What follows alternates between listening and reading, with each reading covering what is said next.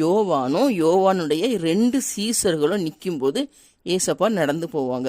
அப்படி ஏசப்பா நடந்து போகிறத கண்ட யோவான் சொல்லுவார், இதோ தேவ ஆட்டுக்குட்டி அப்படின்னு சொல்லுவார். அதை யோவானுடைய அந்த 2 சீசர்களும் கேட்டு என்ன பண்ணுறாங்கன்னா ஏசப்பாவுக்கு பின் செல்லுவாங்க.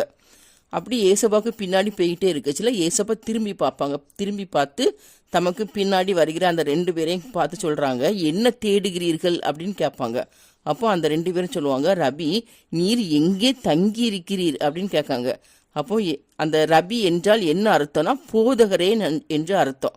அப்போ ஏசப்பா சொல்லுவாங்க அவங்க கிட்ட, வந்து பாருங்கள் அப்படின்னு சொல்கிறாங்க. அப்போ அந்த 2 பேரும் ஏசப்பா கூடயே போகிறாங்க. போயிட்டு ஏசப்பா இருக்கிற இடத்த கண்டு அன்னைக்கு ஏசப்பா கிட்ட தங்குறாங்க அந்த 2 பேரும். அப்படி அவங்க 2 பேரும் ஏசப்பா கூட தங்குன அந்த டைம் 10 மணி வேலையாக இருந்தது. அதுக்கப்புறம் அந்த ஏசப்பாவுக்கு பின்னாடி சென்ற அந்த 2 பேரில் ஒரு சீசனுக்கு பேர் அந்திரேயா. இந்த அந்திரேயா யாருன்னா சீமோன் பேதுருவுடைய சகோதரன்.